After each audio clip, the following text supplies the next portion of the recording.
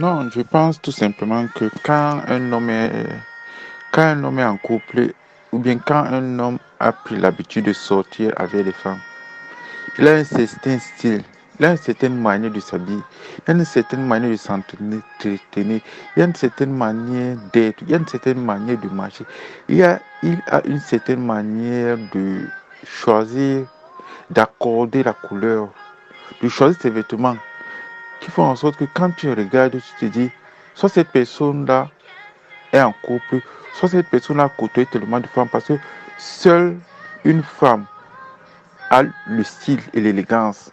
Et le style et l'élégance ne sont pas le propre de l'homme. Le style et l'élégance ne font pas partie intégrante de la programmation de l'homme, de la manière dont l'homme est construit, de la manière dont l'homme se forge. Il y a les hommes qui naissent avec une certaine forme d'élégance, je peux bien le comprendre, mais l'élégance, le côté stylistique, le côté raffiné, c'est beaucoup plus féminin. Un homme qui a été éduqué par une femme, un homme qui a été parfois beaucoup habillé par des femmes, quand tu observes la manière dont il s'habille, il a une autre forme d'élégance qui n'a rien à voir avec une élégance masculine. Il a une élégance beaucoup plus recherchée, beaucoup plus fin, beaucoup plus raffinée, beaucoup plus comment je puis utiliser le mot, beaucoup plus qu'est-ce que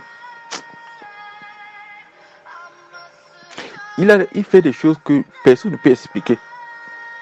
C'est quelque chose qu'on ne peut pas expliquer. C'est quelque chose qui est dans la créativité. Entre la créativité, c'est comme si c'est comme maîtriser son corps, maîtriser ses astuces. C'est comme s'il est allé au fond de lui. En étant allé au fond de lui, il a puisé des ressources. Il est arrivé à analyser, à comprendre son corps, à comprendre à peu près sa personne, à comprendre, à maîtriser l'image. C'est ce que je voulais t'expliquer.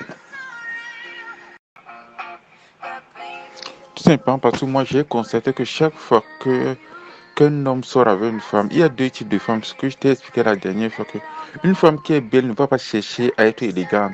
Une femme qui est belle ne va pas chercher à, à sublimer son corps. Une femme qui est belle ne va pas chercher à être élégante ni chic ni, elle est déjà belle. Donc c'est pas quelque chose qu'elle va chercher à avoir. Alors qu'une femme qui n'est pas belle, elle est obligée d'apprendre des choses. Elle est obligée de faire un parcours. Ce parcours qui va permettre à ce qu'elle va devenir une femme accomplie. Pour être une femme accomplie, elle va passer par des étapes. Elle va apprendre comment il faut préparer, comment il faut gérer un homme, comment il faut faire l'amour, comment il faut bien s'habiller, comment il faut bien se nettoyer, comment il faut bien se coiffer, comment il faut bien mettre les cils, comment il faut entretenir sa maison. Tout ce parcours-là, une femme qui est belle ne fait pas ça. Une femme qui n'est pas belle est obligée de faire ce parcours-là parce qu'elle doit venir chez un homme avec un package.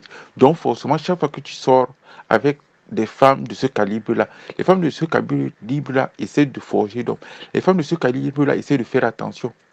Alors, les femmes de ce calibre-là essayent de donner des conseils à l'homme en disant ça c'est bien pour toi, ça c'est pas bien pour toi, il faut que tu mettes tel pantalon avec telle chose. À un moment, quand tu as pris l'habitude de faire ce genre de choses, tu peux te lever en 2 3 minutes. Tu sais que je vais mettre peut-être les mocassins noirs, après je vais mettre mon pantalon vert, après je vais mettre une chemise bleue, je vais mettre mon manteau marron. En 2 minutes, tu as pris cette décision. Et quand tu sors, les gens disent waouh, waouh, tu es bien habillé. Alors que tu n'as plus que 2 minutes pour prendre cette décision.